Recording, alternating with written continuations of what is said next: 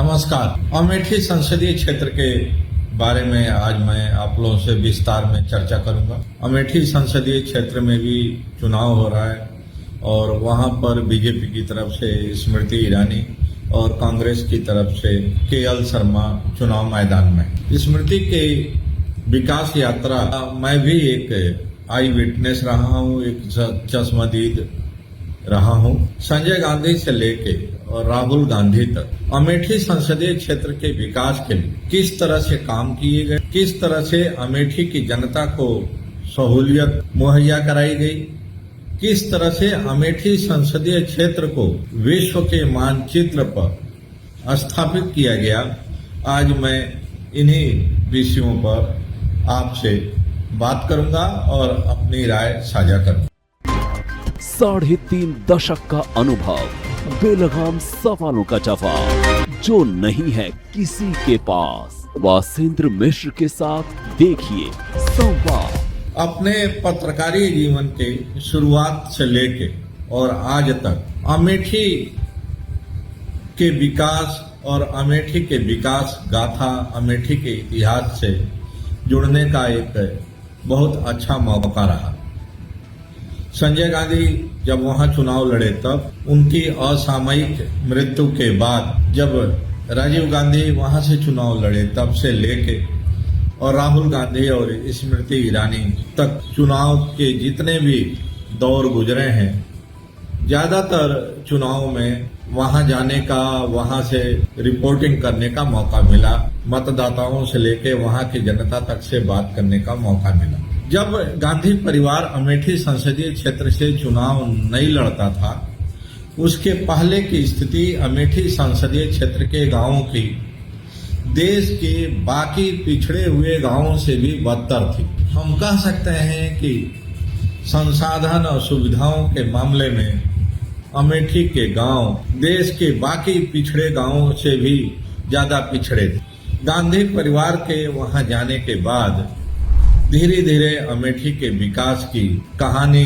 शुरू हुई और राजीव गांधी जब वहां से चुनाव लड़े और चुनाव जीतने के बाद जब वे सांसद बने तो जितना लार्ज स्केल पर अमेठी संसदीय क्षेत्र में औद्योगिकरण हुआ, इंफ्रास्ट्रक्चर का विकास हुआ, टेक्नोलॉजी, एजुकेशन, हेल्थ, इंफ्रास्ट्रक्चर के क्षेत्र में जितना काम हुआ, शायद ही देश के किसी दूसरे संसदीय क्षेत्र में इतने कम वक्त में इतने विकास के कार्य हुए। इसलिए ये कहना कि गांधी परिवार की तरफ से अमेठी संसदीय क्षेत्र के विकास के लिए कोई ठोस काम नहीं किए गए, ये सच्चाई से मुंह मोड़ने की तरह होगा। सच्चाई को न देखने की एक एक्शन के रूप में देखा जाएगा। हम सब ने देखा है कि जब शुरुआती दौर में हम लोग अमेठी में जाते थे तो वहां न तो होटल्स थे, न रेस्टोरेंट थे अच्छे, न इस तरह के सुख सुविधाएं थी जो कि एक डेवलप्ड शहर या डेवलप्ड कॉन्स्टिट्यूएंसी में होनी चाहिए। ये गांधी परिवार की ही देन कह सकते हैं कि आज अमेठी देश के कुछ चुनिंदा विकसित संसदीय क्षेत्रों में से एक है। अब क्या वजह रही कि 2019 में अमेठी की जनता ने, जो कि गांधी परिवार से इतना प्यार करती है, इतना लगाव है, इतनी बॉन्डिंग है, बावजूद इसके राहुल गांधी को चुनाव हरा दिया। इसकी एक लंबी कहानी है और अमेठी के विकास में जो व्यवधान पैदा हुए उसके भी कई कारण हैं। तो सबसे पहले मैं चर्चा करूंगा कि अमेठी के विकास की जो चल रही थी यात्रा, उसमें व्यवधान क्यों पैदा हुआ और कब पैदा हुआ। यहाँ पर एक बात बहुत सच लगती है, खास तौर से मुझे, जो मोदी जी का नारा है कि डबल इंजन की सरकार से ही विकास संभव है। अगर ये बात कहीं देखना हो तो आप अमेठी संसदीय क्षेत्र में जाकर देख सकते हैं।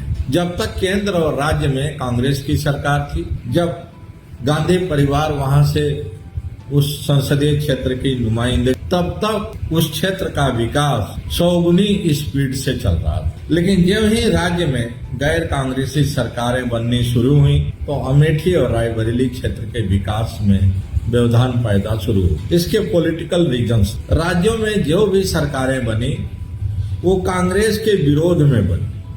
कांग्रेस का ही वोट बैंक छीनकर राज्यों में गैर कांग्रेसी सरकारें बनी। उत्तर प्रदेश में भी कमोबेश वही हुआ। देश में जो भी राज्य की सत्ता में रहा उसका सीधा टकराव, सीधा विरोध कांग्रेस पार्टी से था। कांग्रेस पार्टी को कमजोर करके ही उसको उत्तर प्रदेश की सत्ता मिली थी। वो नहीं चाहता था कि कांग्रेस के प्रभाव वाले क्षेत्रों में बाकी क्षेत्रों के तरह विकास को अंजाम दिया जाए। राज्य में उस समय जो भी गैर कांग्रेसी सरकार रही उसकी कोशिश रहती कि गांधी परिवार को बदनाम किया जाए, गांधी परिवार पर विकास विरोधी होने का आरोप लगाया जाए, गांधी परिवार को ये साबित किया जाए कि वे रायबरेली और अमेठी में जब विकास नहीं कर पा रहे हैं तो राज्य के बाकी जिलों में किस तरह से विकास कर पाएंगे। और यही कारण था कि जितनी भी स्कीम्स, जितने भी फंड केंद्र सरकार से अमेठी के विकास के लिए भेजे जाते थे, रायबरेली और अमेठी के इंफ्रास्ट्रक्चर को और मजबूत करने के लिए भेजे जाते थे, उन स्कीम्स को, उन फंड्स को सही वक्त में सही ढंग से इन संसदीय क्षेत्रों के विकास में नहीं लगाया जाता। यहाँ तक कि डेवलपमेंट की जितनी योजनाएं गांधी परिवार की तरफ से, केंद्र सरकार की तरफ से अमेठी संसदीय क्षेत्र में भेजी जाती थी, उनका सही ढंग से इम्प्लीमेंटेशन भी नहीं होता। नतीजा साफ है कि जो विकास के दौड़ में अमेठी संसदीय क्षेत्र हम कह सकते हैं कि पिछड़ा या उसमें व्यवधान पैदा हुआ या ठहराव आया, उसके लिए गांधी परिवार से ज्यादा उत्तर प्रदेश में जो सरकारें रहीं वे जिम्मेदार रहीं। इसलिए अगर गांधी परिवार की तरफ से शुरुआती दौर में जो विकास किए गए और बाद में उसमें जो ठहराव आया तो उस ठहराव के लिए गांधी परिवार को दोषी करार देने से ज्यादा जरूरी है तो उस समय की जो राज्य सरकारें रहीं उसको जिम्मेदार ठहराना चाहिए। इसलिए इस चुनाव में जब ये सवाल पूछा जाता है गांधी परिवार से कि आप लोग इतने साल से रायबरेली और अमेठी संसदीय क्षेत्र की नुमाइंदगी कर रहे हैं, आप लोगों ने इस क्षेत्र के विकास के लिए क्या किया है, तो गांधी परिवार के जो मेंबरान हैं उनकी तरफ से नाराजगी, उनकी तरफ से झुंझलाहट साफ तौर पर दिखाई देती है। अभी कुछ दिन पहले जब केंद्रीय गृह मंत्री अमित शाह रायबरेली के दौरे पर तो उन्होंने रायबरेली के पिछड़ेपन के लिए गांधी परिवार को दोषी ठहराया था। स्मृति ईरानी लगातार अमेठी के विकास में व्यवधान के लिए गांधी परिवार को जिम्मेदार ठहरा रही। प्रियंका गांधी की तरफ से अमेठी और रायबरेली में किए गए विकास कार्यों की एक डिटेल लिस्ट जारी की गई है। प्रियंका गांधी रायबरेली और अमेठी के अपने चुनावी सभाओं में विकास कार्य के किए गए कार्यों की फहरिस्त पढ़कर सुना रही हैं और अपने विरोधियों से सवाल पूछ रही हैं कि उन लोगों ने अब तक रायबरेली और अमेठी के विकास के लिए क्या किया है। प्रियंका गांधी के बाकी भाषणों से आप इत्तेफाक रखें या न रखें, लेकिन एक बात तो सच है कि प्रियंका गांधी की तरफ से जो विकास कार्यों की सूची जारी की गई है उसमें सच्चाई है, वह वास्तविकता है और उससे कोई मुंह नहीं मोड़ सकता, उसको कोई झुठला नहीं सकता। अब मैं आता हूं पॉलिटिकल जो इक्वेशंस हैं इस समय अमेठी संसदीय क्षेत्र पर, उसके बारे में। प्रियंका गांधी एक बहुत अच्छी ओरेटर के रूप में उभर कर आई है। प्रियंका जब छोटी थी तब से उनके बारे में कहा जाता है कि प्रियंका का जो पूरा बॉडी लैंग्वेज है, जो उनकी छवि है, वह श्रीमती इंदिरा गांधी से मिलती है। प्रियंका गांधी के भाषणों में भी श्रीमती इंदिरा गांधी की स्टाइल और एक्सप्रेशन देखने को मिलता है। और जब प्रियंका गांधी इमोशनल स्पीच देती हैं अपने परिवार की शहादत के बारे में, पिता और पूर्व प्रधानमंत्री राजीव गांधी की शहादत के बारे में, तो जनसभा में मौजूद लोगों की आंखें नम हो जाती। ये प्रियंका गांधी की जो वाक पटुता है, जो एक्सप्रेशन स्टाइल है, वह लोगों के दिल और दिमाग को सीधे छूता है, सीधे उसको टच करता है, उसको इन्फ्लुएंस करता है। और यही कारण है कि भले ही गांधी परिवार का कोई सदस्य सीधे अमेठी संसदीय क्षेत्र से चुनाव मैदान में नहीं है, लेकिन अमेठी की जनता जिस तरह से गांधी परिवार से अब तक जुड़ी रही है इमोशनली और पर्सनली, उसी का नतीजा है कि किशोरी लाल शर्मा आज की तारीख में स्मृति ईरानी को बराबर का टक्कर देते दिखाई दे। चुनाव परिणाम चाहे जो हो, लेकिन एक बात तय है कि अमेठी का चुनाव बेहद दिलचस्प और बराबरी में चल रहा है। स्मृति ईरानी अंत में जीते हैं या किशोरी लाल शर्मा जीते हैं, लेकिन जिस तरह से प्रियंका गांधी ने अपने अग्रेसिव कैंपेनिंग के जरिए, अपने डोर टू डोर कैंपेन के जरिए, अपने वन ऑन वन कांटेक्ट के जरिए अमेठी की जनता के दिलो दिमाग पर गांधी परिवार के प्रति, कांग्रेस पार्टी के प्रति डाला है, वह निश्चित रूप से काबिले उस तरह का कम्युनिकेशन, उस तरह के स्टाइल ऑफ एक्सप्रेशन कांग्रेस के विरोधी नेताओं की तरफ से देखने को नहीं मिला। दूसरा जो सबसे बड़ा कारण है जिसके वजह से कि अमेठी की जनता आज भी गांधी परिवार से बेहद प्यार करती है, उसका सबसे जो महत्वपूर्ण कारण है गांधी परिवार की सादगी, गांधी परिवार की इजिली एक्सेसिबिलिटी अमेठी की जनता के साथ और रायबरेली की जनता के साथ, गांधी परिवार के सदस्यों के द्वारा अमेठी की जनता के घरों में जाकर, उनके किचन में जाकर बैठकर उनके अपने उस परिवार के लोगों से कम्युनिकेट करना, इंटरेक्ट करना। मैंने अपने वीडियो की शुरुआत में ही इस बात का आप लोगों से जिक्र किया था कि गांधी परिवार को हमने अमेठी और रायबरेली में अपने जर्नलिस्टिक करियर के शुरुआत के दिनों से काम करते हुए देखा है, और मैं कह सकता हूं कि अमेठी और रायबरेली में जिस तरह के बॉन्डिंग, जिस तरह का कम्युनिकेशन गांधी परिवार और वहां की जनता के बीच में रहा है, शायद ही किसी दूसरे संसदीय क्षेत्र में नेता और जनता के बीच में देखने को मिले। हम सब ने देखा है कि जब राजीव जी अमेठी के दौरे पर होते थे और अपनी जिप्सी खुद चलाकर जब गांव-गांव वो जाते थे, तो गांव के किनारे मौजूद महिलाएं और पुरुष राजीव जी को रोककर अपनी बात बहुत ही आसानी से उन तक पहुंचाते थे, और चाहे छोटी से छोटी समस्या हो या बड़ी से बड़ी समस्या हो, राजीव गांधी को बताने में वे अपना अधिकार समझते थे। और राजीव जी सभी लोगों को उतना ही धैर्य और प्यार से सुनकर उनकी समस्याओं का निराकरण करने की कोशिश कर। वही तरीका राहुल गांधी का रहा, वही तरीका प्रियंका गांधी का। इसलिए जब प्रियंका गांधी फिर अमेठी और रायबरेली के क्षेत्रों में दौरा कर रही हैं, तो प्रियंका का पूरा जो स्टाइल है कैंपेनिंग का, लोगों से मिलने का, बात करने का, वो राजीव गांधी वाला है। हम सब ने देखा है कि जब राजीव जी अमेठी के दौरे पर आते थे तो सोनिया जी उनके साथ होती थी, और राहुल और प्रियंका दोनों उस समय छोटे थे।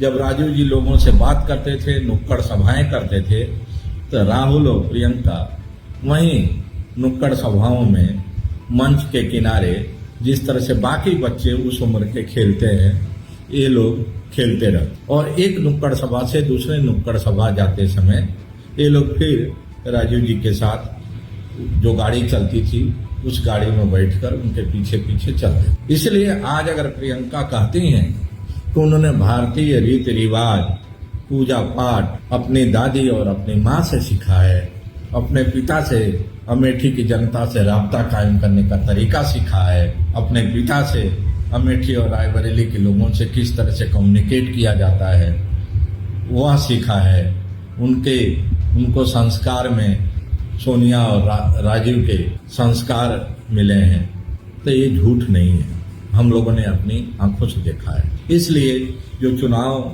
शुरू होने के पहले कहा जा रहा था कि अमेठी में स्मृति ईरानी को वॉकओवर मिलने वाला है, गांधी परिवार के नहीं लड़ने के बाद अमेठी का चुनाव एक तरफा होगा, ऐसा अब दिखाई नहीं दे रहा। दूसरा जो कारण है, गांधी परिवार के मुकाबले स्मृति ईरानी के साथ लोगों को राबता कायम करने जो दिक्कत आ रही है, वो एक दिक्कत स्मृति ईरानी का व्यवहार है, उनकी अपनी भाषा शैली है, उनका अपना एटीट्यूड है। गांधी परिवार जितना ही मॉडेस्ट, हम्बल, पोलाइट होके अमेठी की जनता से मिलता है, स्मृति ईरानी की तरफ से उस तरह का व्यवहार देखने को नहीं मिलता। और हाल में कुछ महीने पहले जिस तरह से अमेठी संसदीय क्षेत्र में गांधी परिवार की तरफ से जो एक चैरिटेबल हॉस्पिटल चलाया जा रहा है, उसको जिस तरह से सरकार ने बंद करवाया था, उसका तोहमत, उसका ठिकरा भी स्मृति ईरानी पर ही फूटा।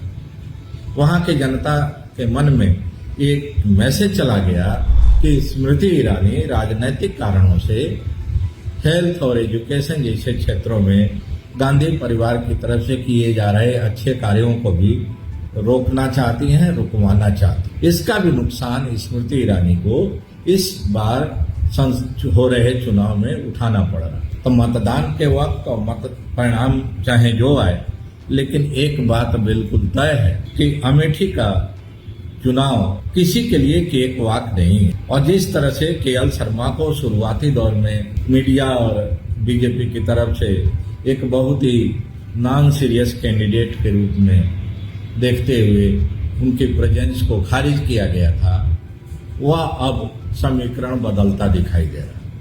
केएल शर्मा खुद पिछले 40 साल से गांधी परिवार के हनुमान के रूप इस संसदीय क्षेत्र में सक्रिय रहे हैं और डोर टू डोर लोगों से मिलते रहे हैं, उनकी समस्याओं को सुनकर गांधी परिवार तक पहुंचाते रहे हैं और उनका निराकरण कराने में एक महत्वपूर्ण भूमिका निभाते रहे। इसलिए केएल शर्मा खुद अपने आप में स्मृति ईरानी से एक बहुत ही बराबरी के प्रत्याशी साबित हो रहे हैं।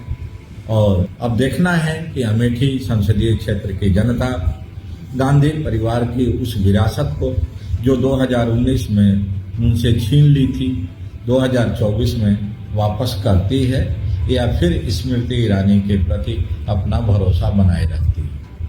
नमस्कार, धन्यवाद।